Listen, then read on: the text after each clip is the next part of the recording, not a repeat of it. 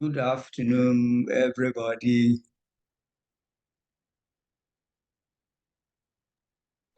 Good afternoon, sir. Good afternoon, sir.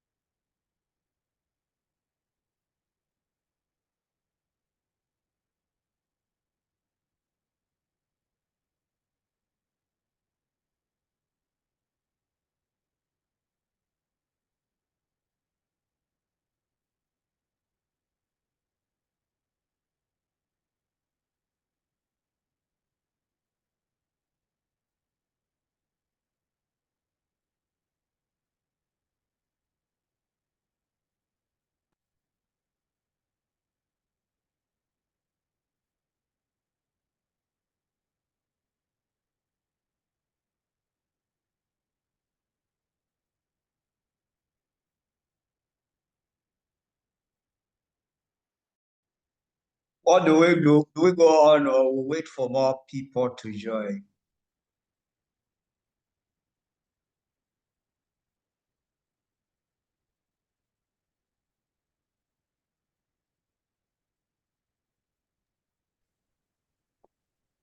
Let's give them like 5 minutes. Sir. Okay, who is the class governor?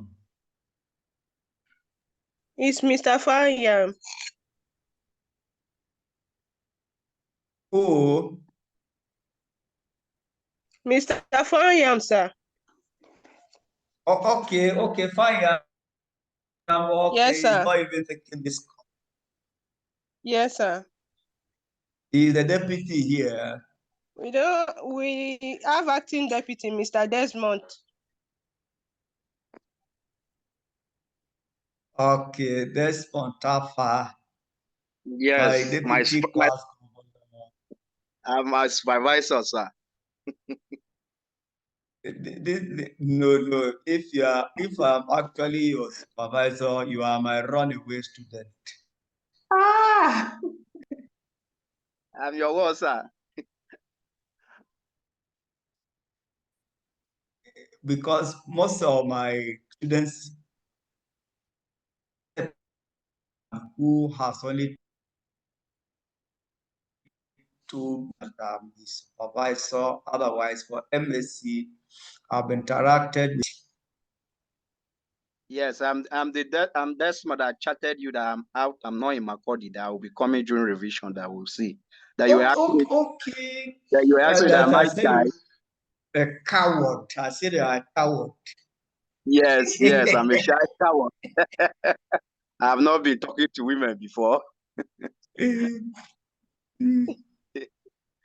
Even here, we don't. Are you married? no, I'm not married, sir. Even here, I can help. I can assist you get some a lady who is reasonable. Yes, we are browsing. Yes. The ladies in the house, we are browsing. Yes. We are browsing for Desmond. Eh,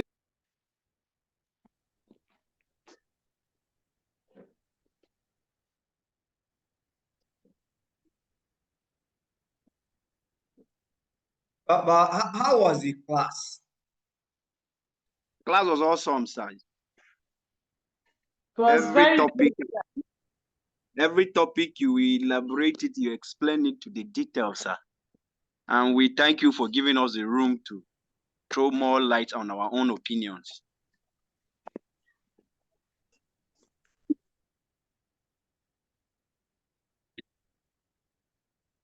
Ah.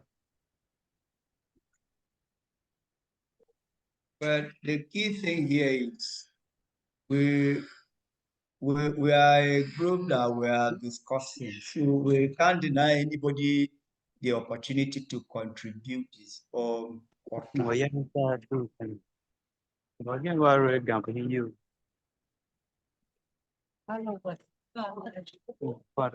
By 1:10, we start lecture because we are waited and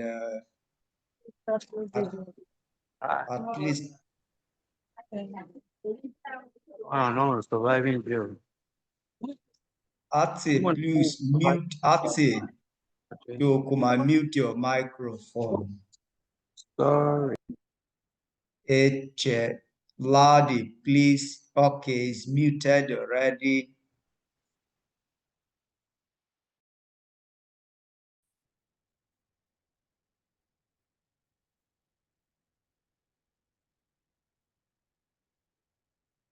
So who can tell us, elaborate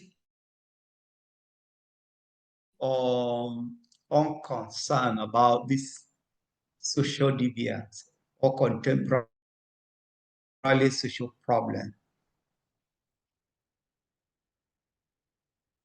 Can somebody give us a recap about concern?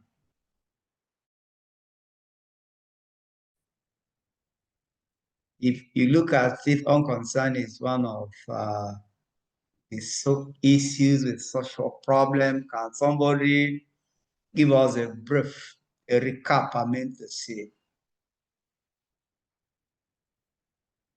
We discussed it in the past lecture.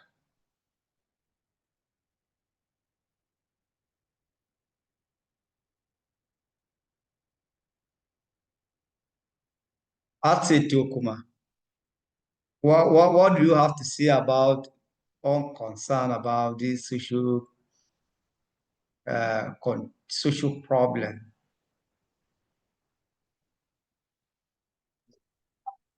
Well, there's a lot going on there.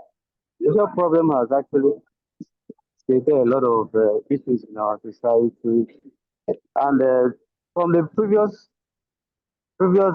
session we had from 10 to 12, I was very intrigued about fatalism that was engaged us on. I didn't know that it was classified such, but it was a very interesting point of view. So I'll speak on that. Okay. Like Okay. in the like when I was in Uni the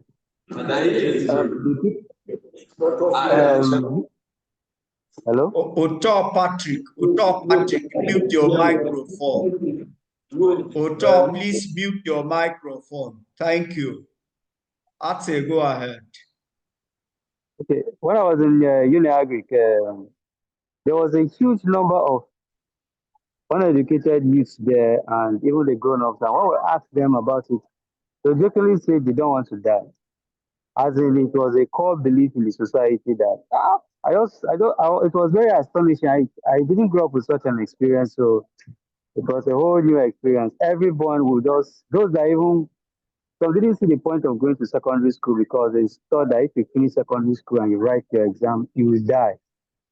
So the next option, they were always already gearing up for doing odd jobs, helping students carry their bags for a stipend, wash clothes, do things like that. They had already made up their mind, and the doctrine was in each generation came up with that, and it became something that all of them took from their eyes. Either start a business, and there was a limit to how progressive you could get because if you go too far, you will die. So I was very shocked, and when I met those that are from those communities that are in school, they said they actually grew up elsewhere, but it's a school that brought them there, but they don't identify with their locality because they will also die. So it's a scary notion that a very huge population is actually not trying to go very far in terms of education because they don't want to die, and the doctrine has been in them. Their parents have told them that, their brothers, their neighbors, to have such an ideology that will limit your development and your contribution to your community and your society. Just such a doctrine, and it's actually scary. So such social problems that such indoctrination happens at a very early age. It raises a lot of concern in our educational system and the government we have in place that are supposed to be checkmating this, but they actually allow it to go on without a care or worry about sensitizing people, politicians in those areas will even try to address it. I will keep on going on with it, thinking that it's not our problem and it's just people from that side. But it struck a chord with me when we discussed pathology. That's what I have to say. Thank you.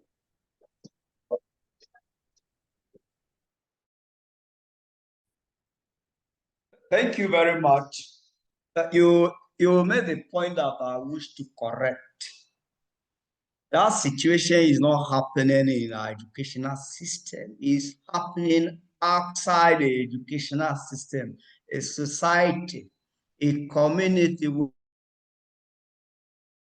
where the university is cited. But let me give you a very simple example. Maybe all of us can look at this particular one. We have a social contemporary problem now. The get money quick syndrome. It is a contemporary problem that if we don't look at it, is very soon it will envelop the entire society. Our children or the younger generation that is supposed to go to school, if you tell them to go to school, they will tell you school is scam.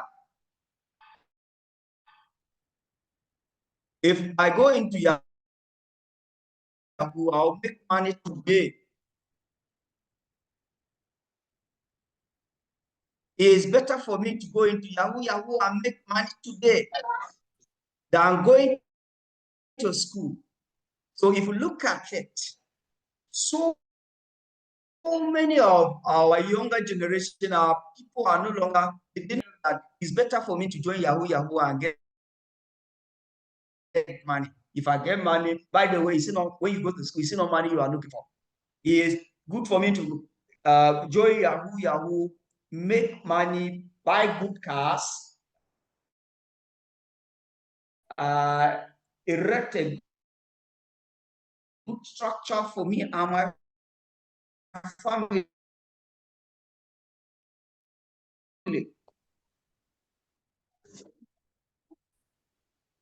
And a lot of people have young people who have gone into spiritual money quick. You get into certain things that are not approved by the society to get money quick. And it's happening in our society. I give for an example of my own relation who has told his father, a boy who is not up to 20 years, told the father to his face that school is scam. He wouldn't want to go to school. He prefers to join Yahoo and make money. Everybody, yes, getting money is good. And getting money through the dubious way is one of the things that will complain about corruption here. Getting money through the illegal way of either Yahoo or Yahoo Plus or whatever name they call it. In the recess of it, how many of us are here that we don't play bet Niger? How many of us? Who among us beat his or her own chest that say, I don't play bet Niger? Me, I don't do it. I'm not saying because I'm anchoring this program, I don't do it. But this has eaten deep into our society. And as parents, as people who are grown up in the society, if we are playing it, what do we have to tell our own children?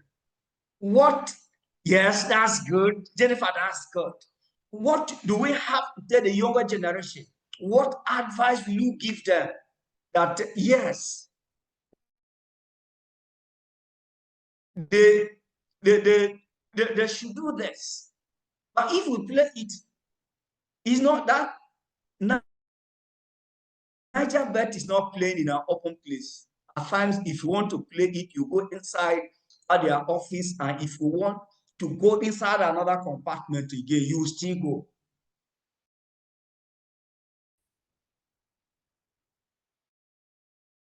It's all about get money quick syndrome that it is a social problem that we are looking at it. If you say you don't do Yahoo, don't you play Bet Niger? Don't you play another thing that will earn you money?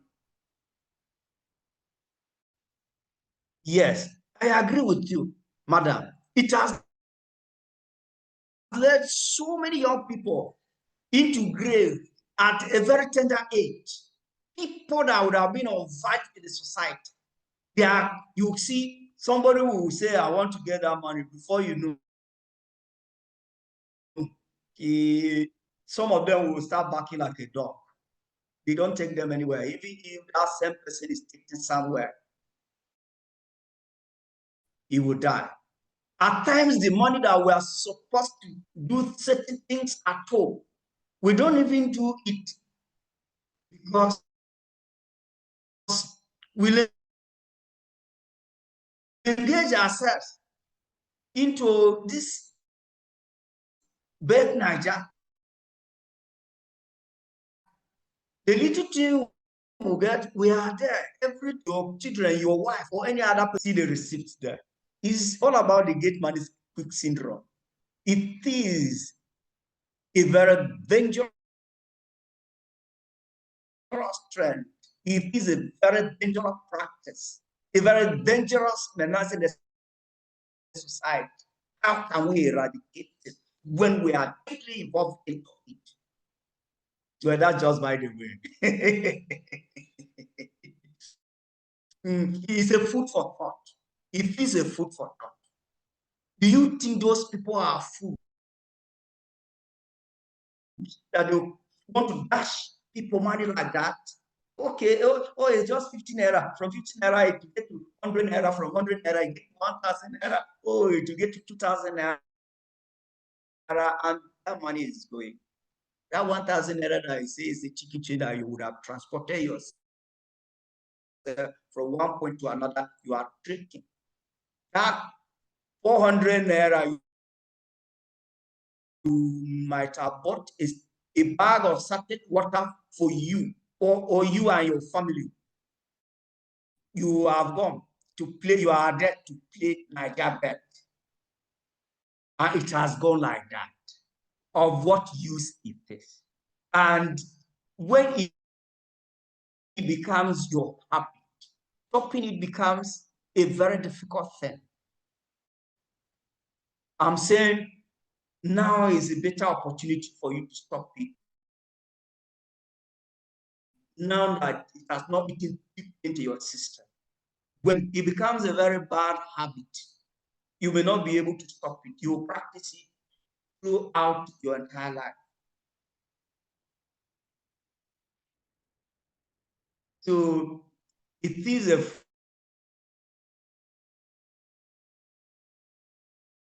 food for thought. If you play Niger bet, it's an act or get money. You can stop it. There are even bad habits or habit worse than that, but people have stopped it. So you can do the same thing. Thank you very much. Now, this one, nobody has commented apart from very few persons, but that is just great. It's good having fun with you people. Another point I was trying to make before we went on break is this particular one that has to do with corruption, that has to do with oil infrastructure. who is to provide infrastructure. The infrastructure in Nigeria is so poor. Go to some villages, the roads are not motorable through all year round. I think, let me share my experience with you. I visited my village, was it last year or the year before last year, around August, September. And to come back to the country was a case. It's not far from here, far from the state capital here. But the road is not motorable all year round. If you are going there for the first time with your car,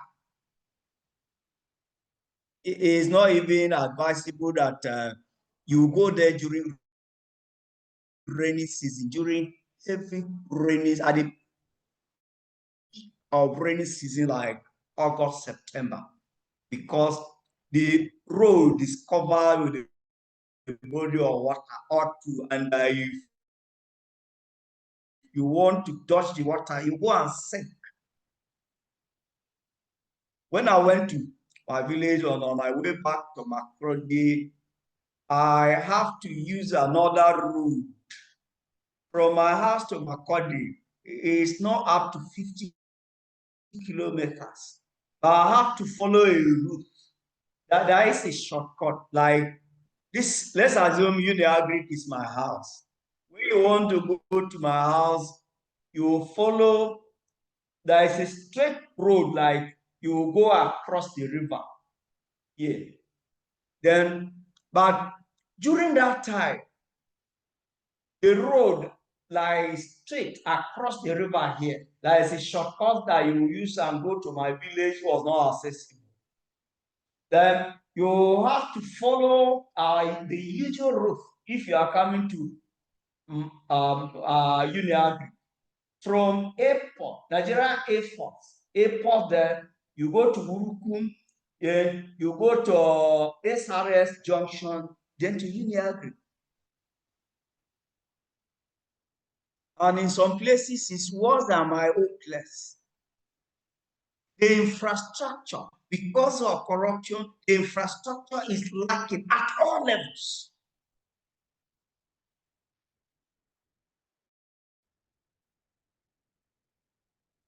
In this our institution, there are some lecture halls that the capacity is for 30-something students or 40 students. But they are meant or made, or they usually accommodate students more than 100.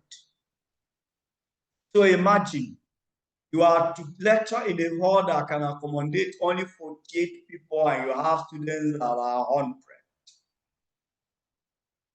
How will you teach effectively? How will teaching and learning be effective in such an environment? For us here, thank God, IPACE has created this platform. Somebody can sit elsewhere and have lecture. But what of power supply in your place? Oh, somebody is attending this lecture, but the attention of some of the participants here is on their battery level. Very soon, my phone will go off. I pray this one, I should be able to manage it until the end of this lecture. So imagine the cost you would have saved in not coming to attend lecture here. You are going to pay somebody to charge your phone at that public place. Imagine exposing your phone to a public charging point because there is no light. In 2018 or 19 or thereabout, the road to Justin here before cars was cut off. We stayed without coming to university here for so many days. the same point is almost cutting off again. People who are responsible for that have not done it. They are waiting until that point near cabs is cut off so that there will be no access road to Uniagri or just imagine this is within the township, but no access road to an institution like just imagine the villages that the feeder roads are expected to be provided by those responsible. One person will embezzle the money that is supposed to be spent or used for provision of this infrastructure. This lack of infrastructure has limited economic development and hinders delivery of essential services. Imagine you want to mount a communication mast where there is no road or where there is no good road. And imagine how heavy these instruments are. And by going to such places, imagine how difficult it is for somebody to go to such a place. And for those who are supposed to provide this infrastructure, they feel it's normal. It is a social problem. Imagine when I told you that at a point, this university, SRS Junction University access road was cut off. And for boys who were there, we had boys around that place. When you come, they will charge you a certain amount of money. For those who use motorbike, if you come, they will charge you a certain amount of money. And if you don't want, you have to come back to Justin, follow by Timber side and bus at Makudi Lafia Road. Imagine the cost you were incurred. At the cost of allowing you to cross this place, you have to pay some certain amount of money. And the boys there were very happy. And some of them there also constituted themselves into pickpocketing people who were attempting to cross by themselves. Apart from that, if you come and you feel you have the energy to cross your motorbike or motorcycle yourself, they will tell you, no, it's not done here. You must give it to them. See, another social problem, lack of infrastructure or poor infrastructure has degenerated to another problem of pocketing.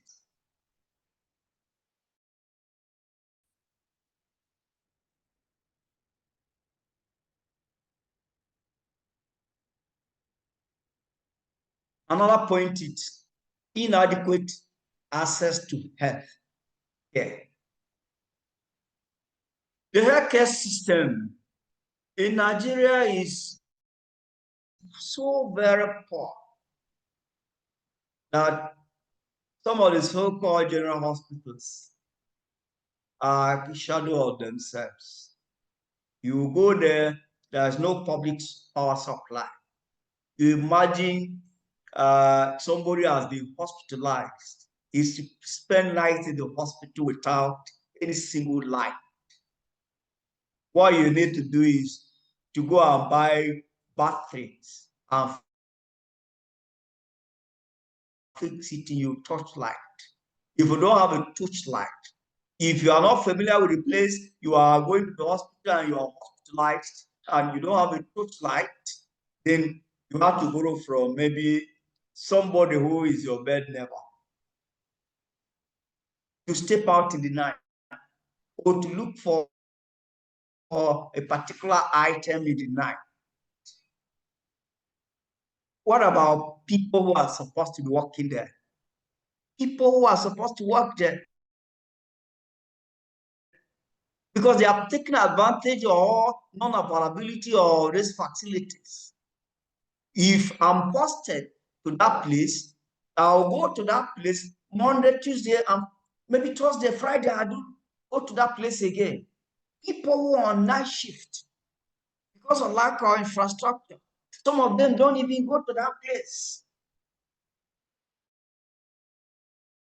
If you ask them, they will tell you I'm on duty, but that place is not habitable in the night because of lack of infrastructure. The hoodlums have taken advantage of people attempting to go to the hospital in the night.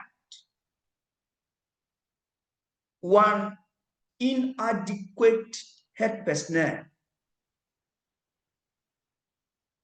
Two, facilities are supposed to be provided in the hospital, bed and beddings are not there.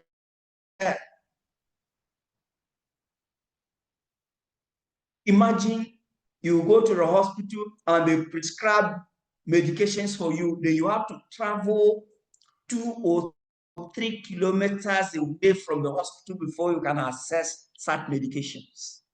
You can be able to buy those things that they prescribe for you. In an emergency situation, what will happen? And what will be the fate of that person? He is going to hospital. The expectation is you go to hospital and the facilities are there for you to be treated. Only to discover that when you get there, you are given the prescription to go and buy those things from outside. And you keep on moving from this pharmacy to that pharmacy to that pharmacy without getting those things they prescribe for you. How do we address this problem? It is something very horrible. It's quite horrible, this particular one. And one thing here is that the inadequacies have led to the death of so many people. What we are saying is, if this is not good, then how can we address this particular situation? I want us to look at it together. How do we address the issue of this hate problem we are talking about? How do we address it? This social problem, this lack of poor access to healthcare services. Countries are judged by so many things, and the indices here is that access to healthcare facilities are very poor. People die on daily basis. At a point, it's natural. When the older you grow, it's expected that you will one day die. But people, ladies giving birth. Let me tell you a story. This is a true life story of something that happened in my village. It is very horrible, but let me share it with you. This health personnel, I'm very sure, I doubt he even did he even had a certificate in community health extension worker. I doubt if he has that certificate. He operated a health facility in my village, and somebody came and the person was sick. He said the person need to be operated upon.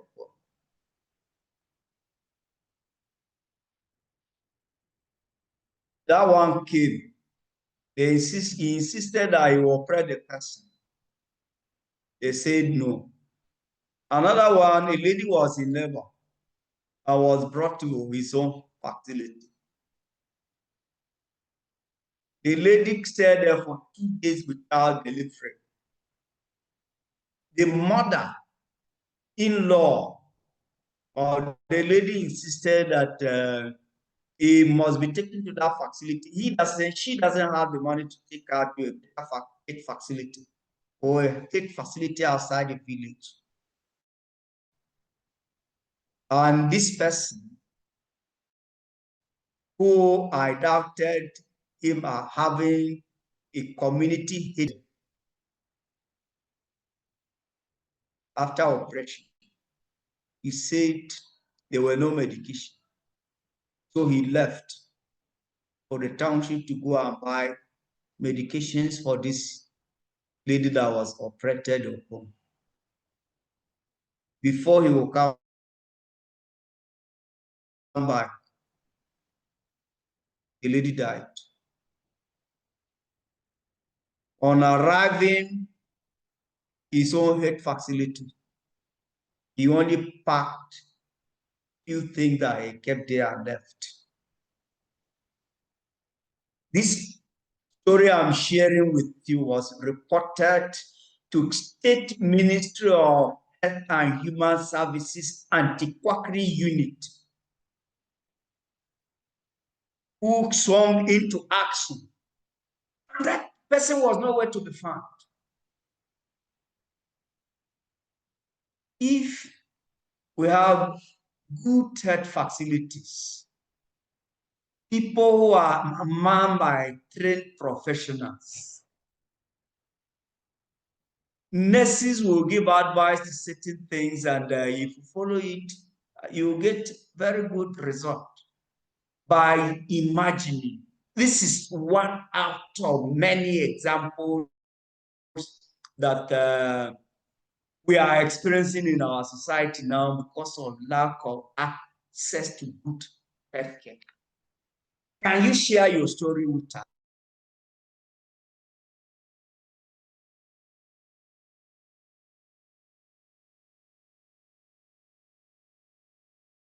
us concerning this particular matter?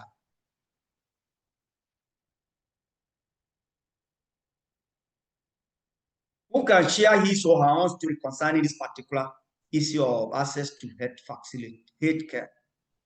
Lack of access, poor access to health care services.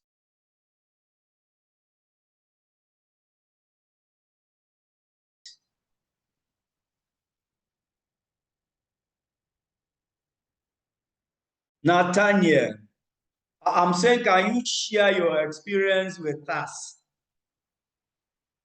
for poor access to healthcare services?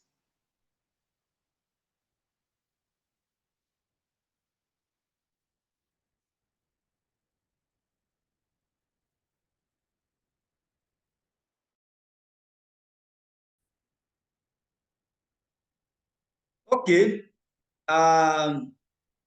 Raf, if the internet is working well at your corner, can you share your experience with us concerning our access, lack or poor access to healthcare services? Hello, sir. Yes, I'm with you. We are with you. Okay, sir. Can you reframe the question again, sir? I didn't get the first part of it. I'm talking of poor access to healthcare services. This is what we are looking in: inadequate access to healthcare services. That I shared my personal experience of somebody in my village who operated a Yes, I followed that, sir. I followed that. It was I followed it. Yes. What I'm trying to say is, can you share your experience with us if you have any? Okay, sir. Okay, sir. Yeah, I have an experience which practically affected me directly. It was about my father. So we had lost my immediate elder brother in a ghastly motor accident. So that was his firstborn. While me was the second, I was next to him. So in less than a month, my father died.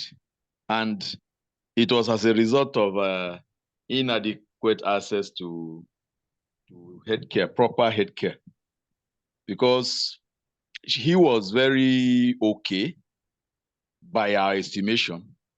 So, but on that fateful day, at night, it was more of an attack, maybe a heart attack. I was having difficulty in breathing. So where we took him, there was no advanced health facilities or healthcare facilities, which probably, if they were maybe this oxygen kit or machine, or I don't know the right name for it. If there was an oxygen to be provided, I so believe that would have helped. But because there was none, and it was late at night, he had to pass on. So I see that too as inadequate access to healthcare, because if it were in an advanced, if you were in a place that there were facilities enough to maybe handle that emergency, it would have helped. So that is my personal experience. There are very numerous ones, some that are not directly affected by me, and especially our people that are living in the rural areas. Most of them die as a result of inadequate access to healthcare. Recently, I heard of one woman in at Kwande, either Ushongu or Kwande, that gave birth to was it a quadruplet or something, and it was bleeding, and as a result of not being attended to, no medical facility nearby to handle that challenge, she died. So these are the two experiences that I know of, or I can rightly or for now say something about them. But there are very numerous ones, very many, even within Makodi here. Thank you, sir.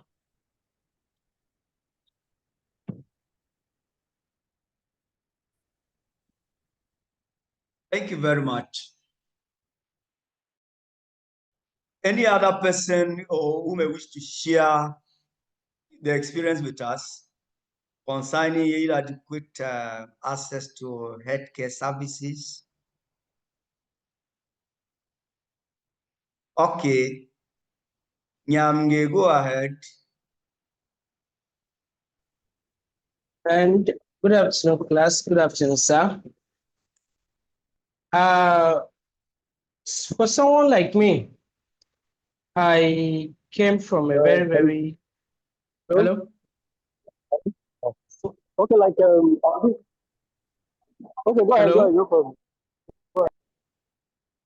For someone like me that we came from very interior, or say I came from the hinterlands of Shangri-La, it is very difficult assessing health facility, modern health facility. Why as a child? Why I was a child growing up around 7 to 8 years, my grandmother was sick. As of this time, even transportation was very difficult. We have to get a bicycle and take this woman all the way to, there is something of like 20 to 25 kilometers to access the nearest and general hospital, which is Gungu. By the time we got there, the nurses were all left and duty, because we arrived there around 2 a.m. So nurses, it was just one nurse on duty, the other ones left work. Because we couldn't access good medication, no equipment, Like first, if we had money, the next day would have taken her to a modern facility, maybe a lady, but we didn't have money, so we had to remain there until the following day. Little or no diagnosis was done until she died.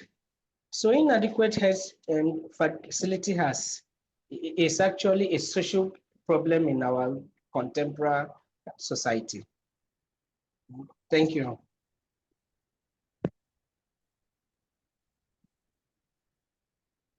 Thank you very much. Any other person who may wish to contribute on this matter? Do we have any other person?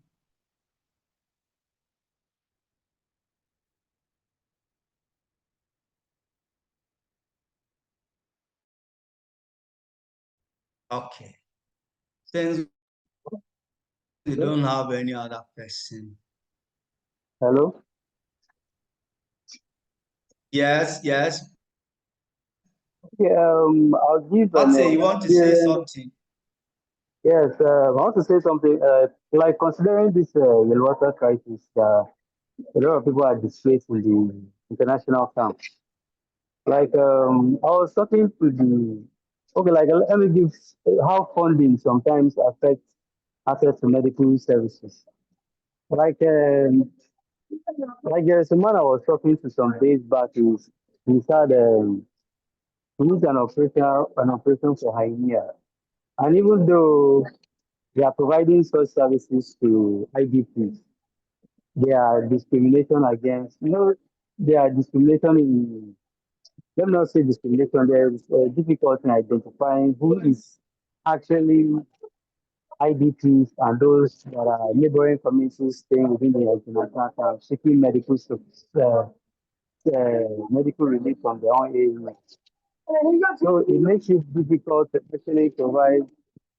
But in terms of humanitarian aid, there is no discrimination once aid is provided in a humanitarian setting. So some people actually need the aid, but they are discriminated against because funding is a challenge. The infrastructure to provide those medical relief is also difficult in the camp setting. If someone who needs an operation for hernia, the thing is actually getting worse and hasn't seen medical assistance for it. So imagine all this time and the situation will be getting worse. Drugs can only suppress it, but it is only getting worse just because the person is in an IDP camp. I know there are no the services that are here are not to provide operations, things like that. It's just for mostly for pregnant women to deliver and provide C-sections. So access to medical facility is a difficulty in a number of settings. So that's just my point. That's just my point of view. I'm not going to share.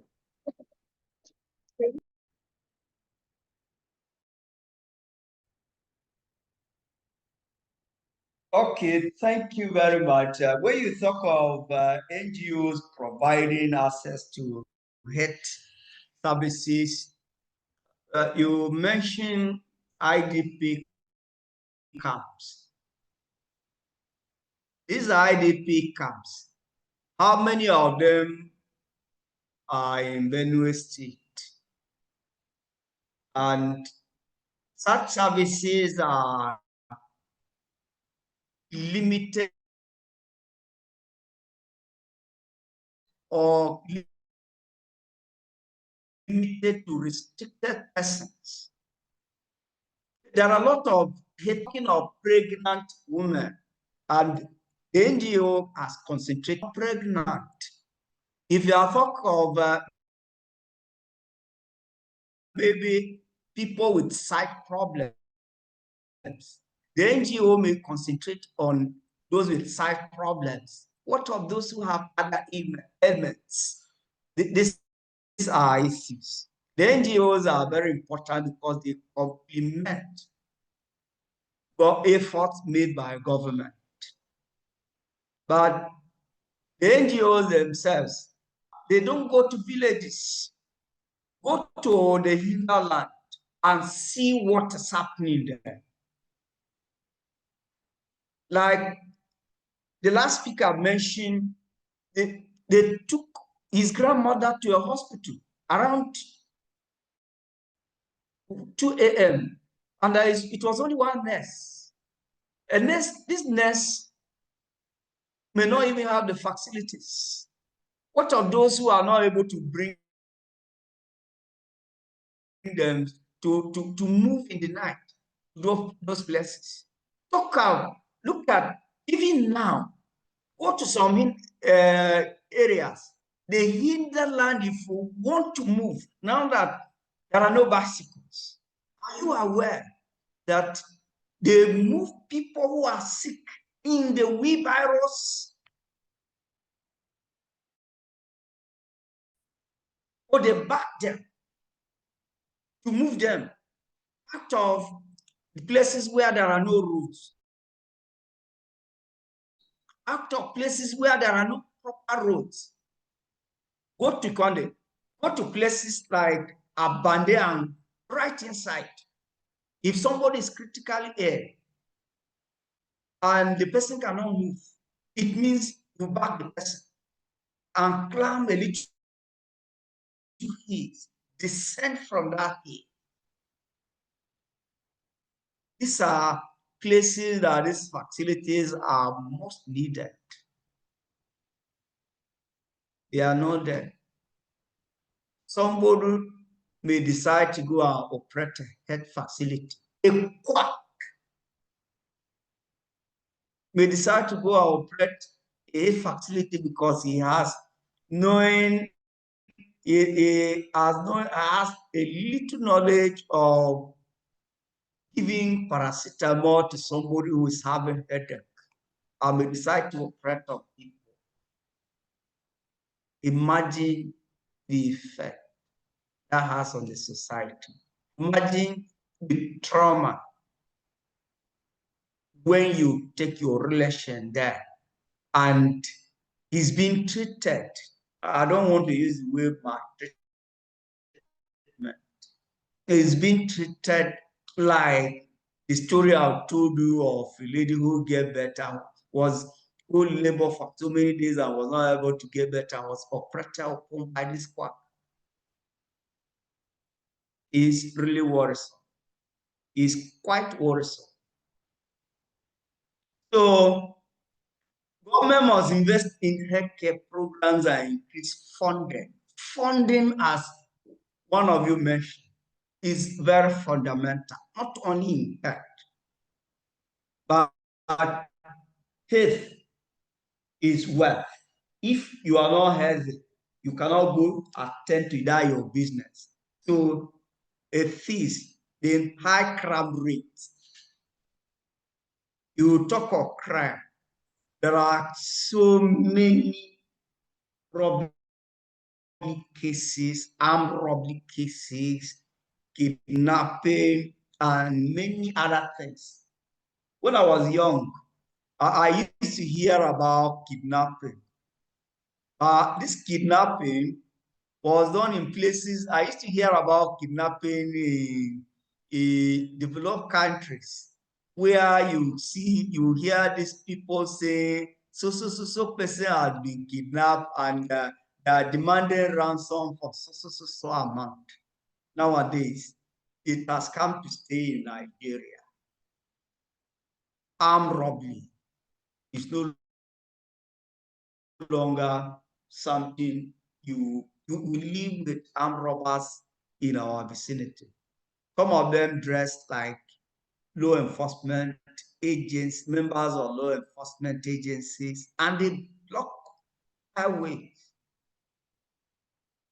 Before you identify their armed robbers, they are putting on a uniform, members of law enforcement agencies. So one is actually at the crossroad, whether to fight them. Are you fighting armed robbers, or you are fighting members of the law enforcement agency? And if you put that one aside, kidnapping has become a business, as I mentioned before.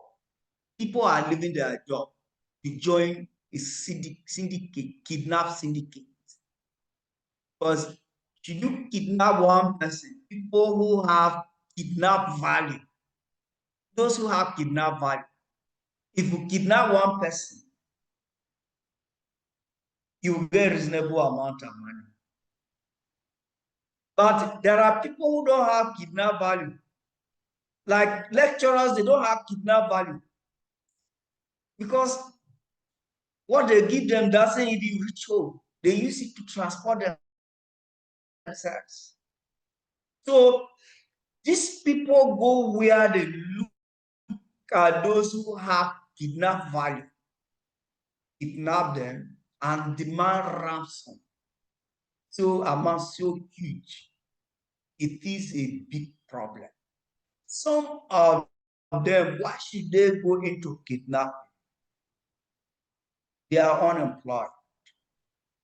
Some of them, they get into kidnapping because they have been employed, but the money they pay them is not reasonable enough to take care of themselves. So they feel they can go into all these loans and complement what they are getting from these places. Then you hear of house break and theft. When they identify that, yes, this person is not around, you break the door, break the window, get inside the house and take away valuables. If you go to Sankara, the Sankaraites of Benue State, Zone A, around the Kum Kasna Allah there. If the boys know you are taking something to the market, maybe as a farmer, you take 200 tubers, 500 tubers or yam to the market. They will come 20 tubers or yam. And a tuber or yam today is so amount. So if a tuber or yam is 2,000, 2,000 times 10, this is the amount you got from the market. So what you are going to give us is so amount. It is a social problem. How do we handle it? How do we do away with it? There are a lot of violence in our neighborhood now. People have resorted to helping themselves by taking substances that will stimulate them to go into violence. It is a big problem. It is a very big, it's a challenge for the entire society. How do we do away with these things? How do we do away with it? To address this problem, government must invest in law enforcement and criminal justice. You agree with me that if somebody is arrested today and taken to the law enforcement are incarcerated because he has committed an offense,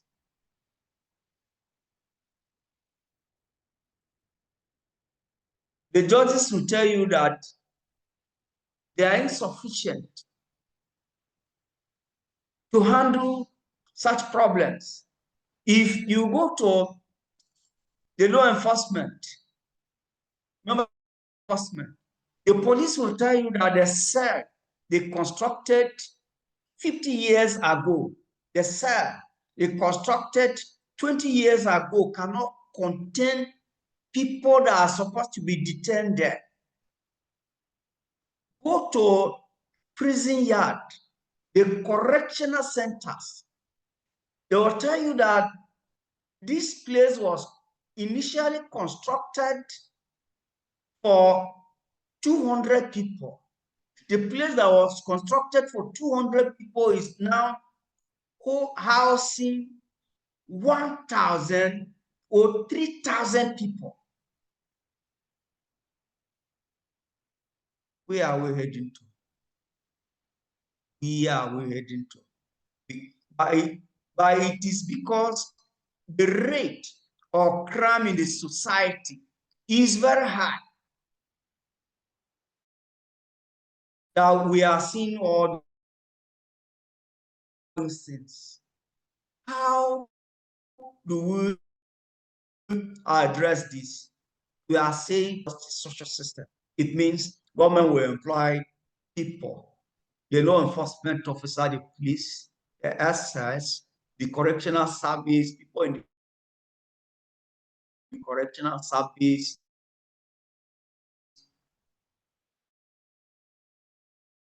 Apart from those people, judges.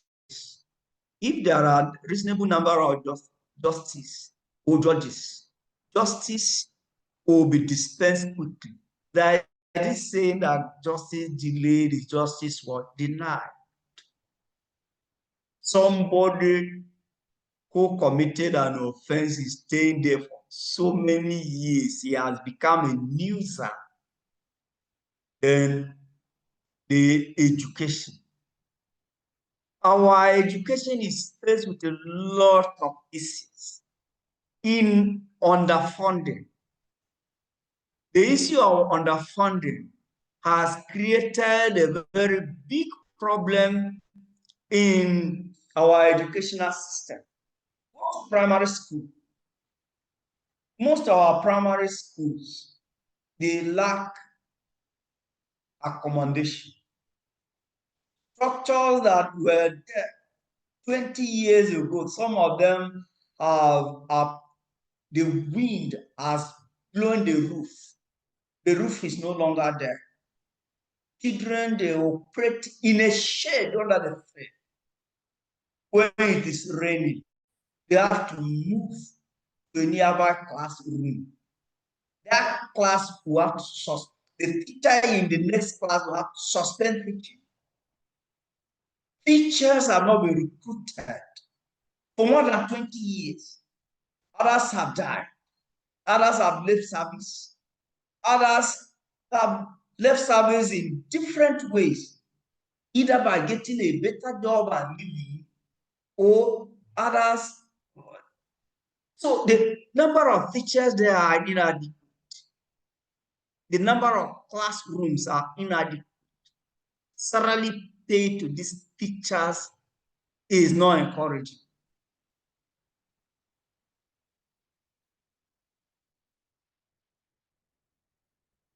If we talk of education, we'll go on and on and on. For you go to a class, the standard class is supposed to be undergraduate is supposed to be 20 people for those in sciences. 20, the maximum number of students that in a university a class is supposed to have is 25. But 25, that is for arts. For sciences and social sciences, it's supposed to be 20. For veterinary medicine and other ones is even 15.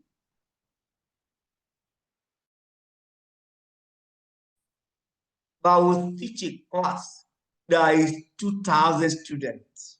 For GST classes, the lecturers, they teach 5,000, 3,000, 2,000 students. How can teaching and learning be effective when you are having such a large class where the facilitator or the teacher be able to deliver effectively with the learners have the opportunity to learn in a conducive environment? These are issues. Very, very disturbing issues. Government must invest in the education problem to increase funding. Mind you, funding is very fundamental. But when you fund the system, there are people that are in the system that you have to look at them too. You don't just fund for funding's sake. When you fund, you provide the infrastructure. But if the personnel involved in teaching are not taken care of, those facilities on their own cannot teach. The students cannot learn by sitting at home and or coming to people who are supposed to teach them are not properly taken care of.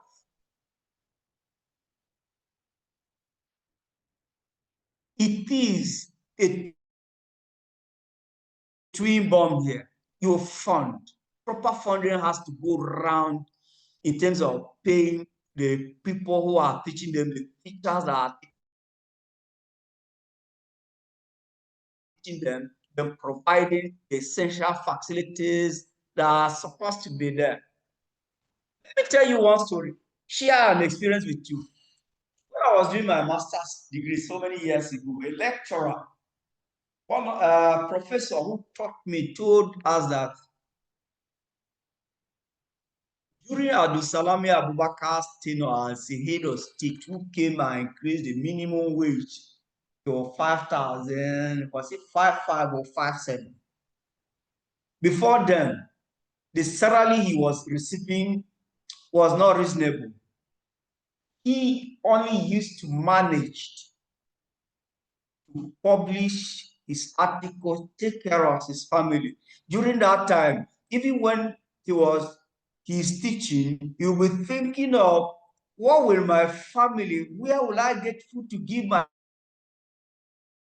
family after teaching? Where will I get this and that for my people? But when Abdulsalami came and increased the minimum wage, he started collecting something that was a little reasonable for him and his family. During that time, he was energized, highly energized to put in his best. So as funding as we advocate for funding in education, funding has to be in all ramification. You fund and also take proper care of people involved, the resource person.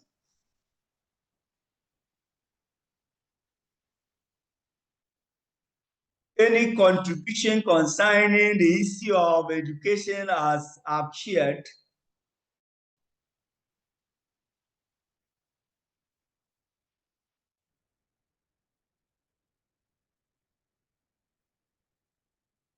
Hello, class, are you with me? Yes, sir. Hello, sir. We are with you, sir. Okay. Hello, sir. Yes, go ahead. Yes, sir. Like you have rightly explained, education in Nigeria has suffered so very much. There are a lot of setbacks, which you have rightly mentioned. We are no longer hearing you, Raf. Hello, sir. We are Hello, not sir. getting you. Yes. Can you hear me now, sir? Loud and clear.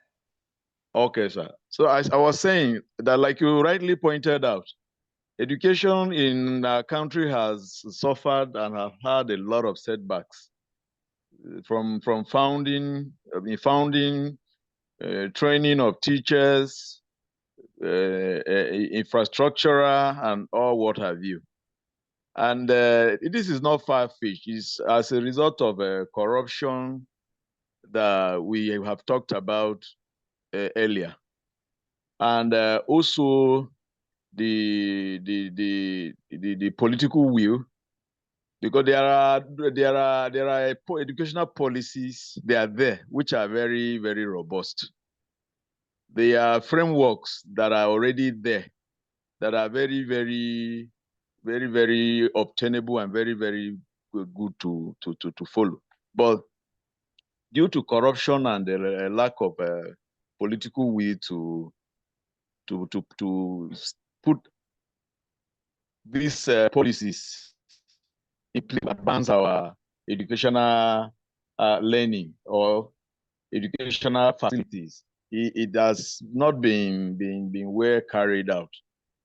So you see, sometimes teachers are employed, like you said earlier, not based on capacity, but based on favoritism, because there are no serious checks. There are the standards, are not maintained. So they just employ anybody to come into educational system, even up to the higher, even up to A levels. I'm sorry to say this, but we have, if you go to some A level, you have lecturers that are not very qualified. They don't have any educational background. So training and retraining of teachers or lecturers is very key. Founding is a very key aspect. And if you go to most schools, the learning environment is so very discouraging, and there's no way one can learn in an environment that is not conducive. There is also no way a teacher or lecturer can teach in an environment that is not conducive. So our educational system needs a lot of rebranding, and focus and motivation at the same time. Teachers and lecturers need to be motivated, because education forms the bedrock and the foundation of any nation. Because without education, there cannot be there cannot be manpower, there cannot be human resources. And any country that is lacking in human resources is doomed to fail. Because even if you have machines, even today we talk of AI, it's human beings that generate information get information from AI. So human resource is very, very key. And our education needs to step up so that we will get it right. And also, lastly, I've always been thinking about this. You know, the way our educational system has, maybe in the public sector, has not really strived or improved. Now the private sector has set in, and the level at which a tuition or maybe a school fees is being charged, not everyone will be able to sponsor their children or wards into private schools. And for me, I feel these schools that we send our children to, in as much as it is important for them and for us, but it is more important for the country. And that is why in some other countries, they try as much as they can to give education to their citizens or at a subsidized or almost free, because they know that without education, the country cannot move. And in the near future, the all sectors will be stripped. So we need to really have a robust look at our educational system to improve our educational system in so many areas, because it's not really measuring up to the standard. All these read and pass exams, you produces graduates that sometimes cannot even make a presentation. I'm also thinking we should be like interaction, just like we're doing now, because mostly it's based on your certificate. People just do anything, whether they involve in exam malpractice to make their results. For example, there was a couple some years back I met in the bank that could not fee a teller, and I was a graduate. So it's so disheartening. But we hope that with programs that are coming up like this, that like the one we're having, we can be able to improve on so many sectors or areas of our life. Thank you so much, sir.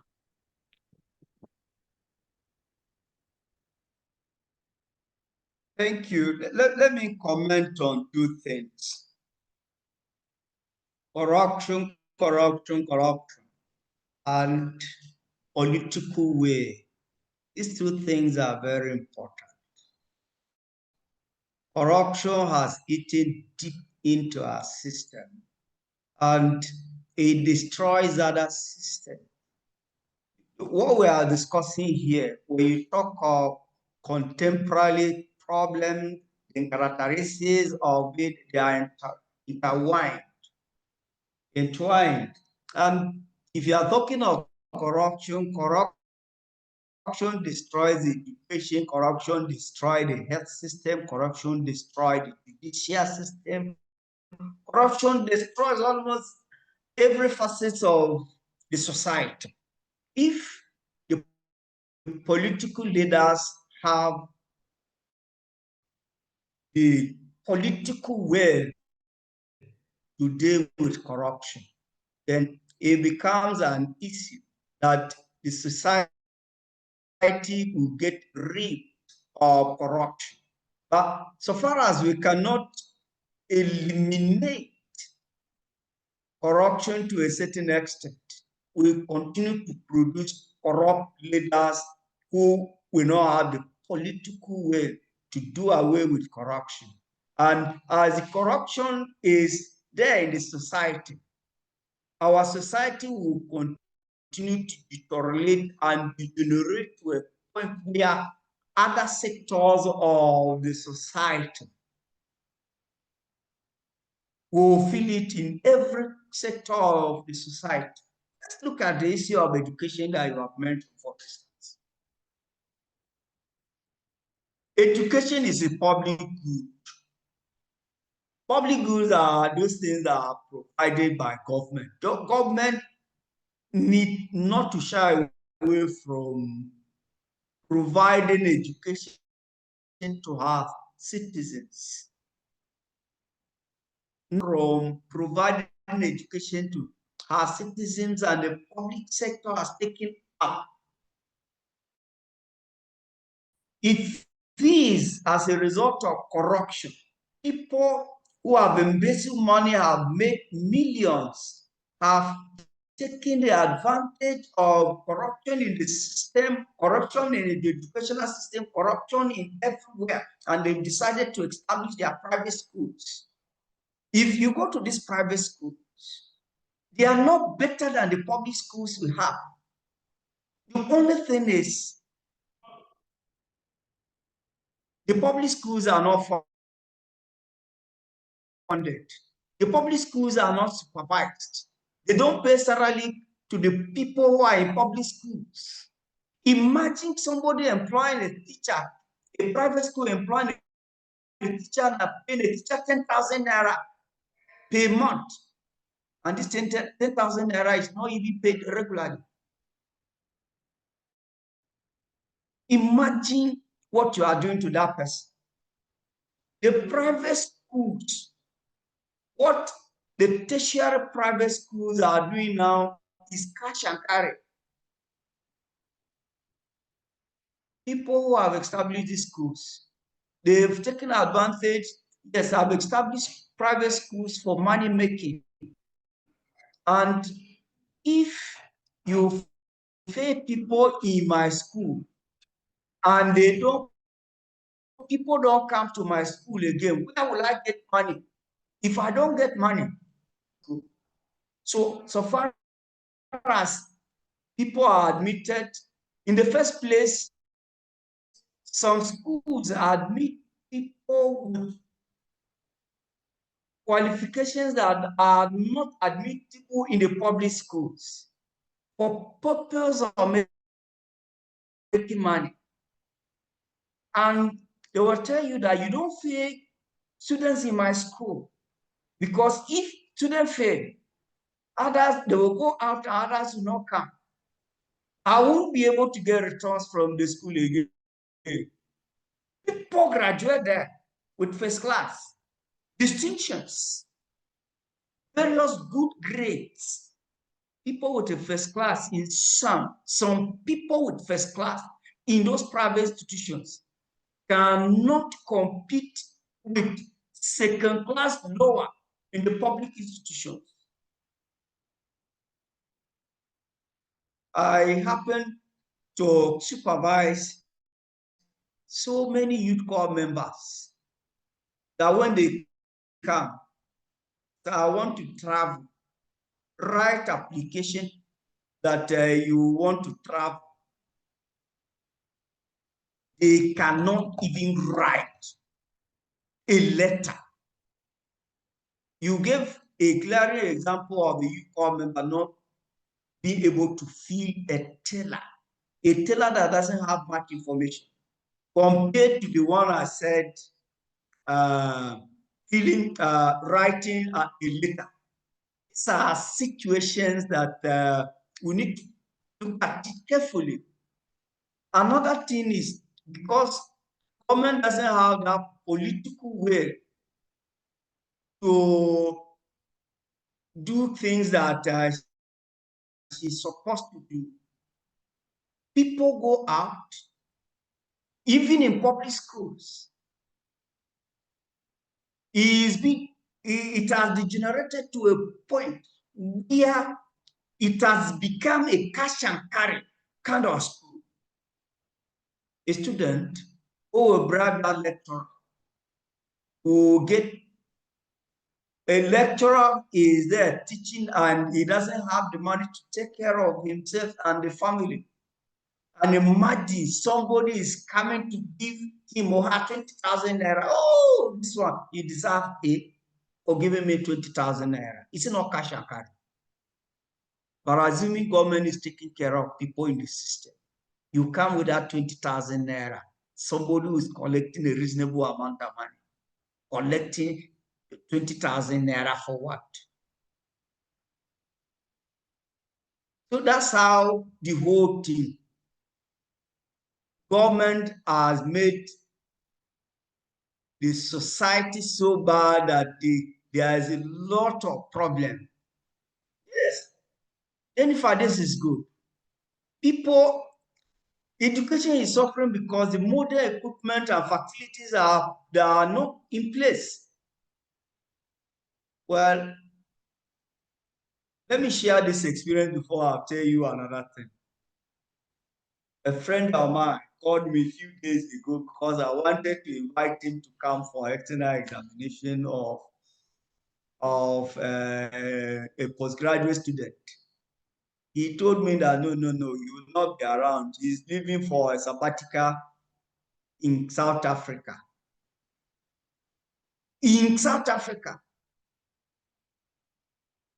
for a sabbatical, he's paid if he convert the amount of money they are paying to him in South Africa on sabbatical basis, he will collect 11 million naira. I screamed, wow, child, boy, you don't hit jackpot. Told me that is it too.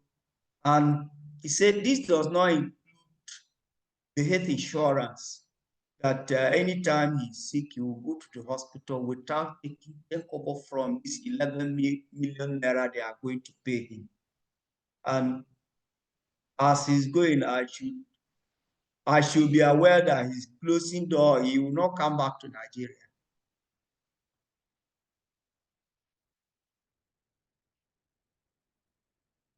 The story I wanted to share with you is the story of ASU. We are not going to discuss ASU here, but I only want to share with you the story. ASU went to strike during Babangida's at time. And Babangida said, ASU, you claim to know everything. To propose something that will be sustainable for a revenue for government to get revenue and sponsor education. ASU proposed education tax. Babangida adopted it. ASU drafted the law. Babangida promulgated education tax law, what is today known as state fund. ASU went on strike to get this thing done by Babangida. ASU went on strike during Abacha's time for this to be implemented. Abacha accepted, implemented that. When they started the proper implementation, this same tax was used for primary, secondary, and tertiary institutions. ASU when say government, you are misappropriating this tax, so this tax should be meant for tertiary institutions. ASU government said no, it's education tax. ASU went on strike again. The government said, okay, because you went on strike. I'm only trying to tell you the struggles. Today, this state fund is being used by the military, by police, by civil defense, by EFCC to train people. These same people, when ASU was on strike, that all these things should be done. They were the people who were casting stones on ASU.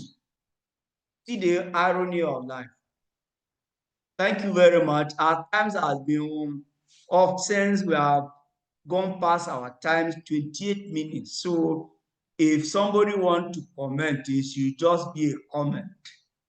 Otherwise, we have gone out our time. Thank you very much. Thank you so much, sir. Thank you, sir. Have a blessed day ahead, sir. Thank you very much, Jennifer. We have seen all those things are things that parents, nowadays, parents, I told you in nursery school, nursery and primary school, parents go and bribe teachers to give position first to their children, position second. They move with their children or was from one school to another. At the end of it, they end up writing SST at the Miracle Center. And when they write there, they also succeed in poisoning these children not to be reading. When they come to tertiary institution, look at what is happening with 1-200 level now. Hey, I wonder the kind of people that are going to take cover this educational system. Thank you very much.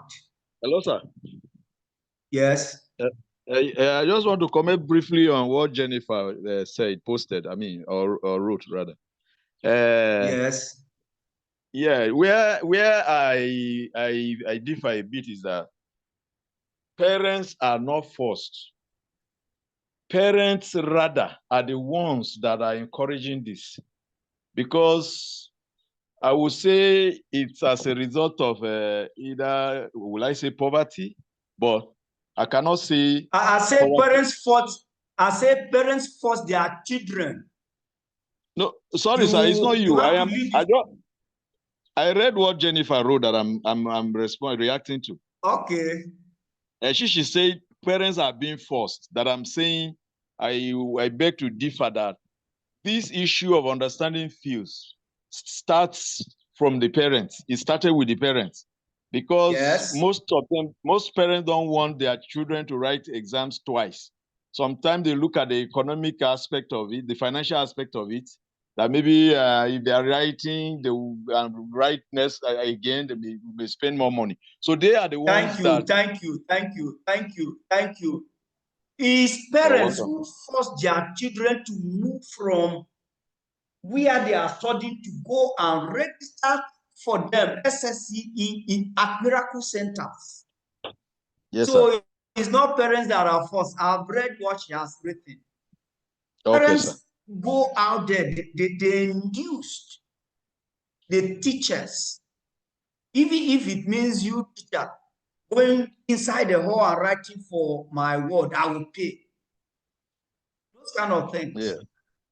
Yes, so what students normally do is in such centers, you see in the evening of, if they are writing your paper tomorrow, students will be going about to be telling teacher, Sir, go and prepare. Tomorrow is your paper.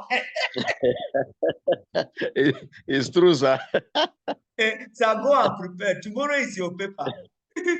So thank you, and goodbye. Bye-bye for everybody Bye. Thank you, today. sir. Thank you, sir. Mm, We'll meet again. Meet thank again you. tomorrow morning, sir. Thank you. Okay, thank you. Bye-bye. Bye, sir. Have a blessed day, sir. Okay.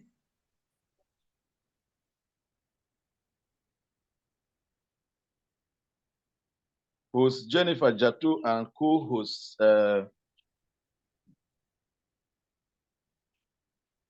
is it Game Guy?